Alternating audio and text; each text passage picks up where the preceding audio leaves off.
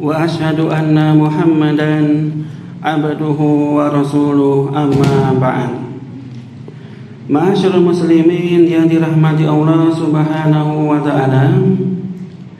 Alhamdulillah, pada kesempatan yang berbahagia ini Allah Subhanahu wa taala masih memberikan nikmat kesehatan kepada kita semuanya, di mana pada malam yang berbahagia ini kita masih bisa menjalankan di antara kewajiban kita, yaitu kewajiban untuk senantiasa menuntut ilmu. Kemudian salawat dan salam senantiasa tercurahkan kepada junjungan Nabi kita, Nabi Muhammad sallallahu alaihi wasallam, beserta keluarganya, sahabat-sahabatnya, dan juga orang yang senantiasa meniti jalannya. Ma'asyiral muslimin yang dirahmati Allah Subhanahu wa taala, insyaallah pada kesempatan yang berbahagia ini kita akan melanjutkan kajian dari kitab Minhajul Muslim karya dari Asy-Syaikh Abu Bakar Jabir Al-Jazairi rahimahullahu ta'ala rahmatan wasi'ah. Dan kita telah sampai pada pembahasan yaitu bab wudu atau bab mandi. Bab mandi ya, al-ghusl. Dan kita telah sampai pada poin fi furudil ghusl wa sunanihi, yaitu hal-hal yang difardukan ketika mandi. Hal-hal yang difardukan ketika mandi. Silakan dibaca bukunya. Bismillahirrahmanirrahim.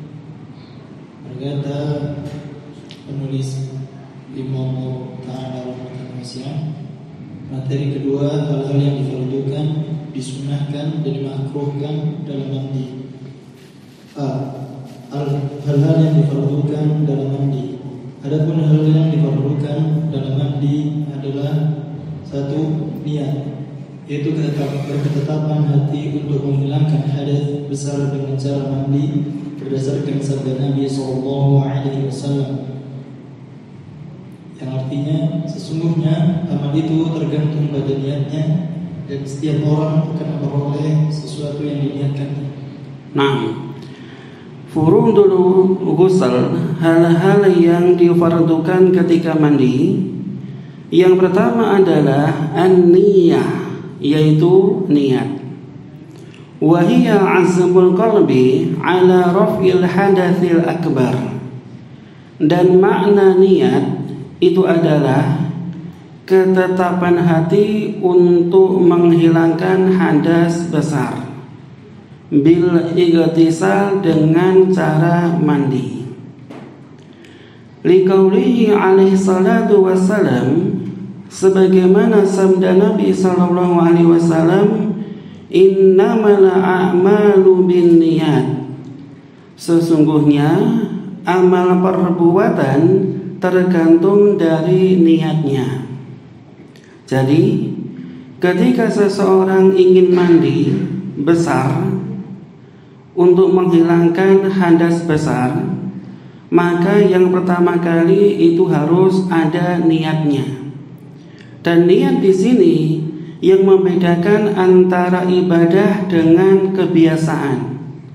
Ya, yang membedakan antara ibadah dengan kebiasaan. Jadi kalau ada seseorang ingin mandi jinabah atau mandi besar, maka hendaknya dia niatkan untuk menghilangkan hadas besar. Sehingga ketika seseorang mandi namun tanpa ada niat, ya, walaupun dia mengguyur tubuhnya rata dengan air, namun tanpa didasari dengan niat, mandinya itu tidak sah. Jadi niat ini poin yang paling utama yang membedakan antara ibadah dengan kebiasaan. Dan niat seseorang ketika mandi itu bisa diniatkan di dalam hati. Jadi tidak harus dilafadzkan, bisa di dalam hati saja, dan itu sudah mencukupinya. Kemudian yang kedua,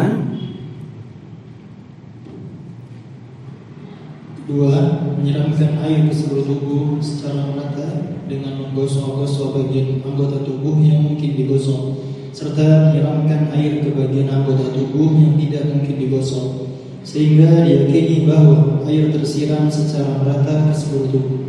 Nah, dan yang kedua, di antara furud mandi itu adalah menyiramkan air ke semua tubuh secara merata. Jadi kalau mandi ikhwah, kalau bisa airnya itu disiramkan, diguyurkan ke semua bagian tubuh.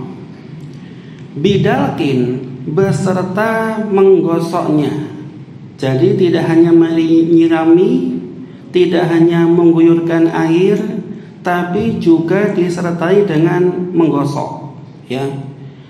Dengan cara menggosoknya itu adalah di bagian-bagian yang memungkinkan untuk digosok, ya. Jadi ketika antum mandi, airnya diguyurkan, maka kalau bisa setelah diguyurkan tidak cukup hanya diguyurkan, namun juga diratakan dan juga digosok-gosok. Tujuannya apa? Tujuannya adalah agar air yang kita guyurkan ke tubuh kita itu bisa menjadi rata, ya, entah bagian tangan ataupun bagian kaki ataupun bagian yang lainnya. Adapun bagian yang tidak bisa kita gosok, maka cukup dengan cara disiram ataupun diguyur dengan air. Seperti bagian punggung. Ini nggak mungkin kita gosok dengan tangan kita karena nggak bisa.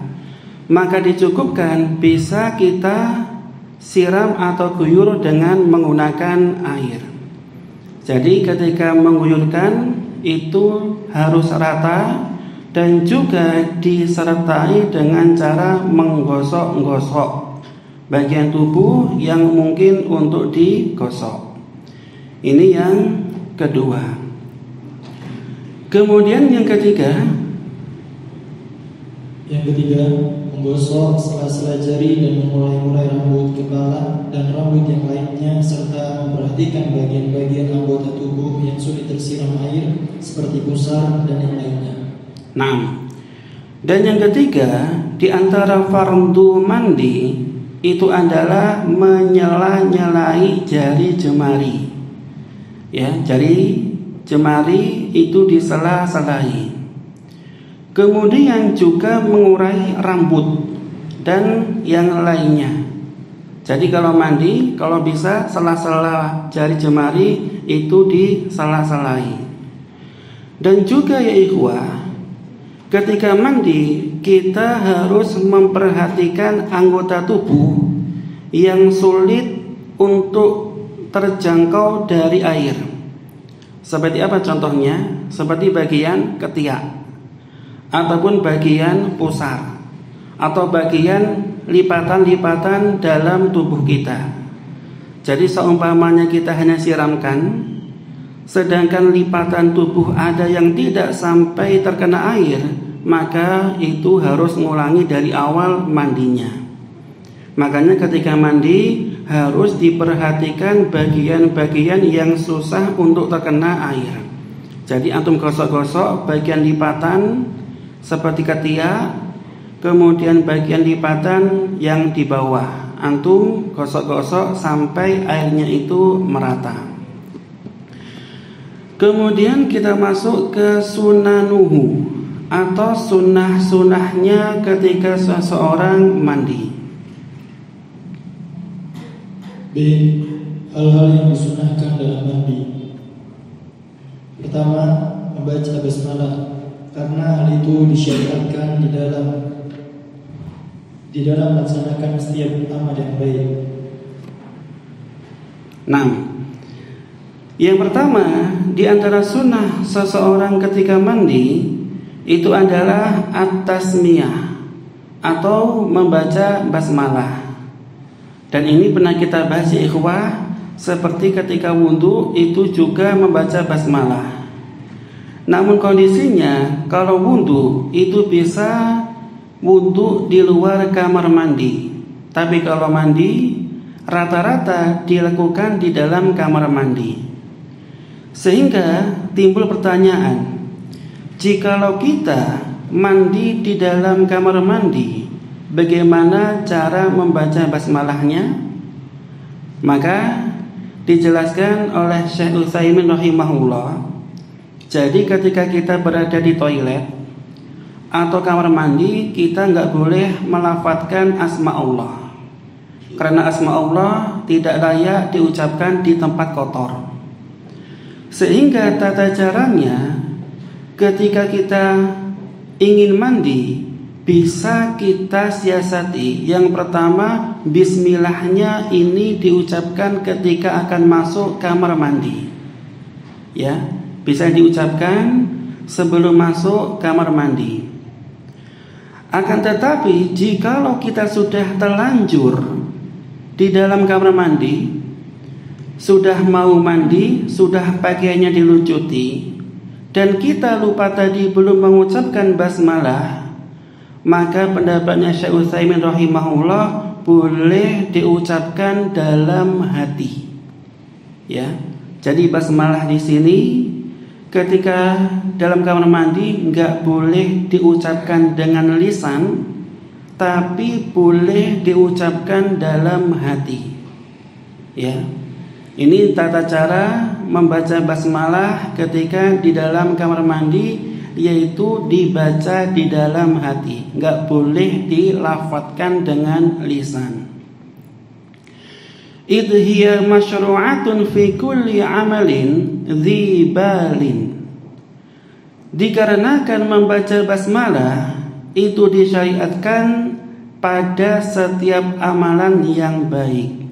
Ini yang pertama. Yang kedua,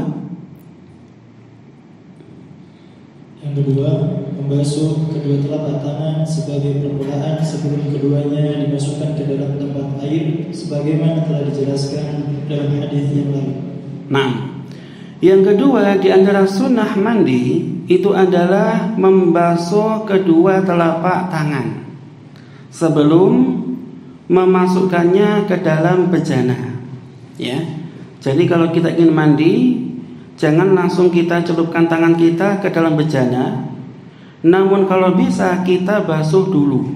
Ya, kita basuh dulu. Dikarenakan boleh jadi di tangan kita itu ada kotoran. Maka jangan langsung dicelupkan ke dalam bejana, namun disiram dulu, boleh sekali ataupun 3 kali. Dan di antara hikmahnya, sebagaimana yang dikatakan oleh Al-Imam Ibnu Hajar rahimahullah, kenapa kita disyariatkan mencuci kedua tangan dulu sebelum mandi? Yang pertama itu adalah untuk membersihkan kotoran yang menempel pada tangan. Ya, untuk membersihkan kotoran yang menempel pada tangan. Ini tujuan utamanya. Dan yang kedua, ini juga disyariatkan ketika seseorang bangun dari tidur. Ya, jadi kalau ada orang bangun dari tidur, tangannya ini tidak boleh langsung dicelupkan ke dalam bejana, namun harus dicuci dulu. Apa hikmahnya? Maka disabdakan oleh Nabi sallallahu alaihi wasallam, "Idza staiqadha ahadukum min naumihi fala yaghmis yadahu fil ina." Jikalau salah seorang bangun dari tidurnya, maka janganlah dia langsung celupkan tangannya ke dalam bejana. Fa innahu la yadri aina batat yaduhu. Dikarenakan dia nggak tahu ketika dia tidur di mana tangannya itu berada. Ya, boleh jadi ketika tidur tangannya dimasukkan ke dalam hidung ataupun telinga ataupun ke tempat yang kotor. Sehingga ketika seseorang bangun tidur, itu juga disyariatkan membasuh tangannya dulu, baru boleh dimasukkan ke dalam bejana. Ini dua hikmah kenapa kita disyariatkan mencuci tangan sebelum mandi ataupun sebelum berwudu. Yang ketiga, dimulai dengan menghilangkan kotoran. Nah, yang ketiga dimulai dengan menghilangkan kotoran. Jadi kotoran yang menempel dalam tubuh itu dihilangkan dulu. Yang keempat, mendahulukan anggota wudu sebelum membasuh tubuh. Dan yang keempat, taqdimu a'dha'il wudu qabla ghuslil jasad, yaitu mendahulukan anggota wudhu dulu sebelum membasuh tubuh yang lainnya. Jadi kalau mandi ikhwah itu kita enggak langsung menyiramkan air dari kepala sampai ke kaki, namun di antara sunnahnya yang dicontohkan oleh Nabi SAW harus dimulai dari anggota wudhu dulu. Jadi sunnahnya itu ketika mandi dimulai dari anggota wudhu dulu. Ya, seperti jenengan wudhu ketika akan sholat. Dari mencuci tangan, berkumur, istinsyak atau istighfar, sampai kita membasuh kaki. Setelah itu baru boleh kita basuh bagian tubuh yang lainnya. Sebelah kanan dulu, baru sebelah kiri. Jadi sunnahnya itu dimulai dari anggota wudhu. Dan yang terakhir, sunnah ketika seseorang mandi adalah yang kelima, berkumur, menghirup air serta membasuh lubang kedua telinga, yakni bagian dalamnya. Nah, ini termasuk di antara wudhu ya, berkumur, istinsyak atau menghirup air, kemudian mencuci lubang telinga, entah bagian dalam ataupun bagian luarnya. Sekarang kita masuk ke makruhatuhu, perkara atau hal-hal yang dimakruhkan ketika seseorang mandi. C. Hal-hal yang dimakruhkan dalam mandi. Yang pertama, berlebih-lebihan dalam menggunakan air, karena Nabi SAW mandi cukup dengan air satu sok, yaitu 4 mud atau 2,75 liter air. Nah, perkara-perkara yang dimakruhkan ketika mandi, yang pertama itu adalah al-israfu fil ma'. Jadi berlebihan dalam penggunaan air. Ya, berlebihan dalam penggunaan air. Kalau seseorang mandi itu biasanya dia itu, kalau di negara kita ya enggak puas, tidak mantap jikalau tidak menghabiskan air yang banyak. Ini kebiasaan kita yang tidak sesuai dengan sunnahnya Nabi. Akan tetapi sebagaimana yang dicontohkan oleh Nabi SAW, ketika beliau mandi itu menggunakan air yang tidak banyak, jadi hanya secukupnya. Dan yang dicontohkan oleh Nabi SAW ketika beliau mandi itu mandi dengan ukuran atau takaran 1 sok air, ya, 1 sok. Jadi disebutkan dalam hadis, Nabi SAW ketika berwudu, dia berwudu dengan 1 mud, dan kalau mandi dengan 1 sok, ya. Dan Nabi SAW ketika beliau mandi hanya 1 sok, dan ukurannya itu kira-kira berapa? 2,75 liter. Itu cukup. Ya, 2,75 liter. Jadi kira-kira berapa botol air mineral? Jadi kalau ada botol yang besar itu berapa liter? 1,5 ya. Mungkin 1,5 ditambahi setengah botol lagi.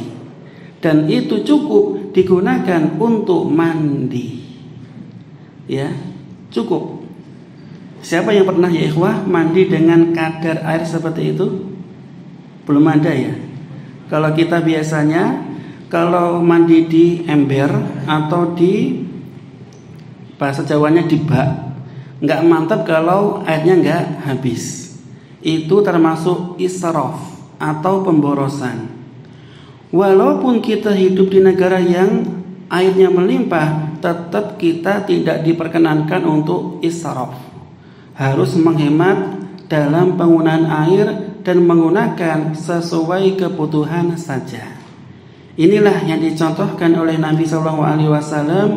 Jadi beliau mandi dengan kadar air yang tidak banyak, secukupnya, yaitu kira-kira 2,75 liter. Ya, itu ketika seseorang mandi. Ini yang pertama, dilarang berlebihan dalam penggunaan air. Yang kedua,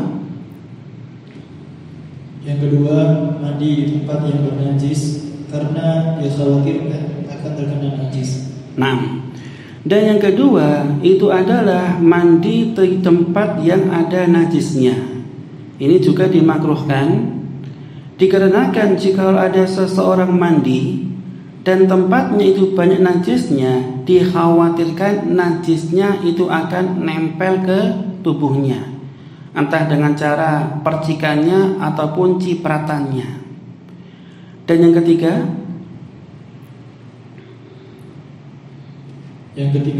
mandi dengan air berlebihan dari air yang dipakai bersuci oleh istri, karena Rasulullah SAW melarang bersuci dengan air berlebihan dari air yang dipakai bersuci oleh istri, sebagaimana telah dijelaskan sebelumnya. Dan yang ketiga, perkara yang dimakruhkan ketika mandi itu adalah al-igtisalu bi fadli tahuril mar'ah, yaitu mandi dengan menggunakan air bekas atau sisa airnya istri atau wanita. Ya. Jadi kalau ada seorang wanita atau istrinya antum mandi, maka bekasnya atau sisanya itu dimakruhkan untuk digunakan mandi besar, ya, untuk suaminya. Dan di sini ada dua hadis. Hadis yang pertama itu hadis yang menunjukkan larangan, yaitu Nabi SAW melarang seseorang bersuci dari bekasnya wanita. Kemudian hadis yang kedua menunjukkan Nabi SAW beliau pernah mandi dari air sisanya Maimunah radhiyallahu anha. Ini dua hadis yang saling bertolak belakang. Yang pertama menunjukkan hukumnya tidak boleh, yang kedua hukumnya dibolehkan. Maka para ulama mengambil tengah-tengahnya, yaitu hukumnya dimakruhkan. Ya, dimakruhkan. Dalam artian ketika seseorang mandi dari sisanya mandinya seorang wanita, hukumnya tetap sah, cuman makruh. Yang tidak boleh itu adalah mandi di tempat yang dimana dia itu airnya tidak mengalir dan sisa dari wanita. Ini sebagaimana penjelasan dari Syekh Shalih Al-Fauzan, itu nggak boleh. Seperti jikalau ada seorang wanita, dia mandi dengan cara berendam, ya, dengan cara berendam. Di kamar mandi si wanita berendam sambil mandi. Maka air bekas rendamannya wanita di sini, jikalau kita mengamalkan pendapatnya Syekh Shalih Fauzan, itu hukumnya tidak boleh digunakan penuh suci oleh laki-laki setelahnya. Ini yang tidak dibolehkan, yaitu mandi di tempat yang airnya itu tidak mengalir. Jadi mandi di tempat yang airnya tidak mengalir. Ini yang ketiga. Yang keempat, mandi tanpa penutup berupa dinding atau benda yang lainnya, berdasarkan sebuah keterangan yang dituturkan oleh Maimunah radhiyallahu anha, yang artinya, aku meletakkan air untuk Nabi SAW dan aku menutupi beliau, lalu beliau mandi. Terus, jika mandi tanpa menutup itu tidak dimakruhkan, niscaya Rasulullah SAW tidak akan memakai penutup ketika mandi. Juga berdasarkan sabda Rasulullah SAW yang artinya, sesungguhnya Allah Azza wa Jalla itu maha pemalu lagi maha tertutup, yang mencintai orang-orang yang pemalu. Karena itu jika salah seorang di antara kami mandi, adalah ia memakai penutup. Nah, yang keempat yaitu mandi tanpa penutup, entah dengan dinding ataupun dengan selainnya. Sebagaimana perkataan dari Maimunah radhiyallahu anha, wada'tu lin-nabi sallallahu alaihi wasallam ma'an wa satartuhu faghtasala. Aku pernah meletakkan air untuk Nabi sallallahu alaihi wasallam, kemudian aku tutupi beliau, maka beliau mandi. Jadi ikhwah, kalau mandi itu kalau bisa di tempat yang tertutup, jangan mandi di tempat terbuka. Seperti apa contohnya?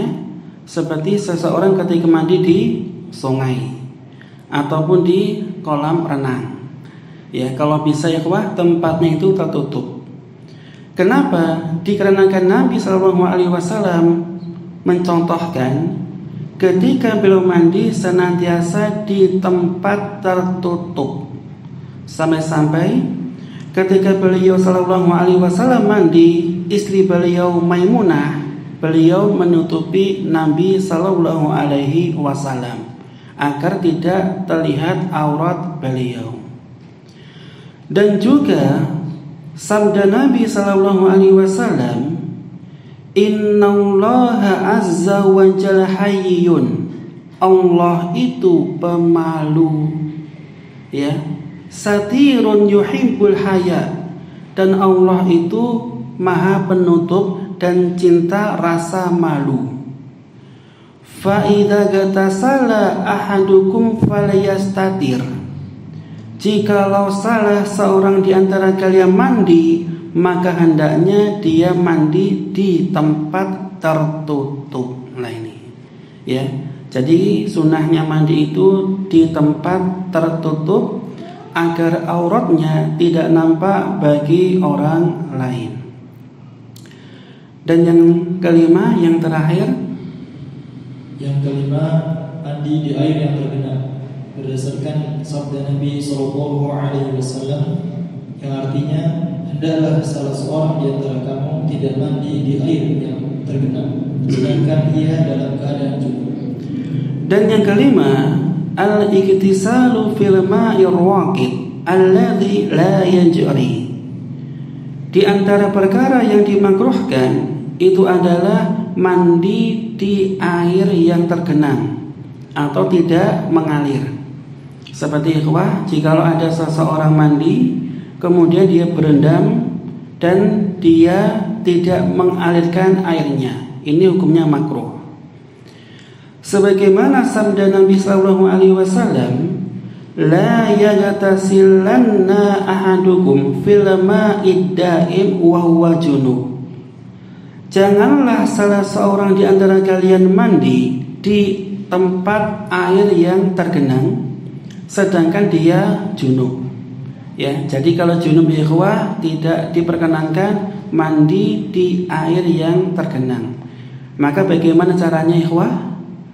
Caranya ketika antum mandi dan mandinya junub itu dengan cara menciduk airnya. Lah itu.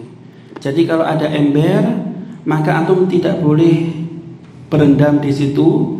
Namun caranya ketika junub, air yang ada di ember itu antum ciduk, ya, menggunakan gayung ataupun selainnya. Ini tata cara mandi bagi orang yang junub, yaitu tidak dibolehkan dia mandi di tempat yang tergenang airnya alias tidak mengalir. Sekarang kita masuk ke kaifiyah atau tata cara mandi. Ini penting ikhwah, karena kebanyakan kita itu tidak tahu bagaimana cara mandi yang benar, yang sesuai dengan contoh Nabi SAW. Kalau kita biasanya kalau mandi intinya apa? Hanya mengguyurkan air dari kepala sampai kaki. Ya, itu bagi kita. Padahal sesuai dengan contoh yang diberikan oleh Nabi SAW, ketika seseorang mandi besar atau mandi jinabah itu ada kaifiyahnya, ada tata cara. Kita bacakan kaifiyahnya atau tata cara mandi yang benar. Ketiga, tata cara mandi. Adapun tata cara mandi adalah sebagai berikut. Hendaklah seseorang yang mandi membaca basmalah seraya meniatkan mandinya untuk menghilangkan hadas besar. Lalu membasuh kedua telapak tangannya sebanyak 3 kali. Lalu beristinja atau membersihkan kotoran dan membasuh kemaluannya, duburnya dan bagian anggota tubuh di sekitar keduanya dari kotoran. Lalu berwudu seraya berniat menghilangkan hadas kecil tanpa membasuh keduanya, karena ia dibolehkan membasuh keduanya bersama wudunya atau menangguhkan membasuh keduanya hingga akhir mandinya. Lalu membenamkan kedua telapak tangannya ke dalam air, lalu mengurai-urai pangkal rambut kepalanya dengan kedua telapak tangannya, lalu membasuh kepalanya dan kedua telinganya sebanyak 3 kali dengan 3 kali cidukan, lalu menyiramkan air ke bagian tubuhnya yang sebelah kanan dari atas ke bawah, lalu menyiramkan air ke bagian tubuhnya yang sebelah kiri. Pada saat menyiramkan air ke tubuh, maka yang perlu diperhatikan ialah bagian tubuh yang tersembunyi yang sulit tersiram air, seperti pusar, bagian tubuh yang ada di bawah kedua ketiak, bagian tubuh yang ada di bawah kedua lutut, dan lain-lain.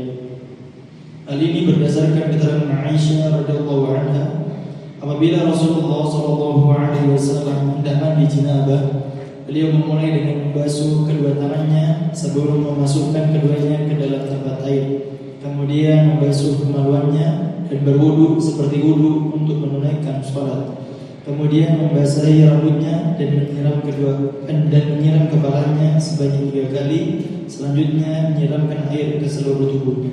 Nah, jadi tata cara mandi yang benar, yang sesuai yang dicontohkan oleh Nabi SAW, yang pertama itu adalah membaca basmalah sembari niat untuk menghilangkan hadas besar. Kemudian habis itu dia mencuci kedua telapak tangannya sebanyak 3 kali. Kemudian dia menghilangkan kotoran yang melekat pada tubuhnya, entah yang berada di zakar ataupun di dubur. Ya, jadi bismillah dalam hati ketika dalam kamar mandi sambil niat, kemudian membasuh telapak tangan sebanyak 3 kali. Habis membasuh telapak tangan, kita menghilangkan kotoran yang melekat di dalam tubuh. Dan cara menghilangkannya itu kita menggunakan tangan kiri. Ya, jadi untuk menghilangkan kotoran entah di zakar ataupun di dubur itu menggunakan tangan kiri, tidak menggunakan tangan kanan. Karena tangan kanan khusus digunakan untuk perbuatan yang mulia, sehingga ketika seseorang menghilangkan kotoran dengan cara menggunakan tangan kiri. Ya, habis itu kita cuci tangan. Karena tangan kiri ada kotorannya, maka kita cuci dulu. boleh dengan menggunakan sabun ataupun semisalnya. Yang penting sampai bersih. Habis kita mencuci tangan dan membersihkan kotoran, maka kita berwudu seperti wudunya sholat. Ya, berwudu seperti wudunya sholat. Dari berkumur-kumur, istinsar, kemudian membasuh wajah, tangan, kepala. Ya, seperti wudunya sholat. Namun untuk kaki itu ada dua cara. Kalau kaki boleh antum langsung basuh habis wudu, dan juga boleh nanti ketika selesai mandinya. Jadi kaki ini ada dua cara membasuhnya. Yang pertama boleh langsung dibasuh, habis wudu langsung dibasuh. Dan yang kedua boleh menangguhkan basuhannya. Ini sebagaimana yang dikisahkan oleh hadis Maimunah sama Aisyah. Jadi antara hadis Maimunah sama Aisyah itu beda cara. Ya, boleh langsung dibasuh kakinya habis wudu, dan boleh pembasuhannya nanti ditangguhkan atau di akhir mandi. Dua-duanya dibolehkan. Kemudian setelah seseorang berwudu, dia yaghmis kaffaihi fil ma', mencelupkan kedua telapak tangannya. Habis itu yukhallil bihima usula sya'ri ra'sihi, dia menyela-nyelai rambutnya, ya, disela-selai. Dan boleh juga ketika menyela-nyelai rambut sambil keramas, itu dibolehkan, ya, boleh sambil keramas. Thumma yaghsil ra'sahu ma'a udhunayhi thalatha marwat. Habis menyela-nyelai rambutnya, maka dibasuh sebanyak 3 kali plus sama telinganya. Thumma yufindul ma'ala syakihil aiman. Kemudian dia membasuh bagian tubuh sebelah kanan. Kemudian sebelah kanan sampai kaki, sampai bawah, kemudian sebelah kiri. Dan ketika membasuh bagian tubuh sebelah kanan sama kiri, perlu diperhatikan bagian tubuh yang susah terkena air, yaitu lipatan-lipatan harus kena basuhan. Seperti di bawahnya ketiak, ataupun di bawahnya mungkin bagian kaki sebelah bawah. Ini tata cara wudu yang sempurna. Sebagaimana hadis yang dikisahkan oleh Aisyah radhiyallahu anha, kana Rasulullah sallallahu alaihi wasallam idza arada an yaktasil minal janabah bada'a fa ghassala yadayhi qabla an yudkhilahuma fil ina. Dan Nabi sallallahu alaihi wasallam jika beliau ingin mandi dari janabah, beliau memulainya dengan mencuci tangan dulu sebelum dimasukkan ke dalam bejana. Tsumma ghassala farjan. Kemudian Nabi mencuci kemaluannya. Wa yatawadda wudu'ahu lis-shalah. Kemudian berwudu seperti wudunya salat. Kemudian beliau membasahi rambutnya dan juga menyiram kepala beliau sebanyak 3 kali. Kemudian beliau menyiramkan dan juga meratakan air ke semua tubuh beliau. Inilah diantara tata cara mandi yang sesuai dengan sunnahnya Nabi. Insya Allah mudah dipahami ya. Dan sering dipraktekkan atau jarang-jarang, tergantung ya. Jikalau junub ya atau jinabah. Untuk memastikan ya ikhwah, silakan maju ke depan mencontohkan mandi yang sesuai dengan sunnahnya Nabi. Silakan. Dari yang pertama yaitu baca basmalah dalam hati sampai selesai. Silakan siapa yang mau mencontohkan? Ayo silakan. Bebas. Anak-anak muda, yang muda-muda. Silakan. Nggak usah malu ya, wah biasa saja. Nanti kalau lupa anak ingatkan. Silakan. Loh, ayo. Siapa? Nah, nggak apa-apa ya, Mas Fajar aja. Silakan Mas Fajar, sambil bawa mic Mas Fajar. Dicontohkan dan dijelaskan. Ya, berdiri. Silakan dijelaskan dari yang pertama sampai terakhir. Yang pertama, baca bismillah Di dalam, di luar kamar mandi atau kalau di dalam dengan di dalam mandi. Di luar kamar mandi ibadahnya di dalam mandi. Yang kedua, membasuh telapak tangan 3 kali. Habis itu, Lalu membersihkan anggota tubuh yang anggota tubuh ketika wudu. belum membersihkan kotoran Membersihkan kotoran dengan menggunakan diri. ya. Lalu membasuh anggota tubuh ketika wudu.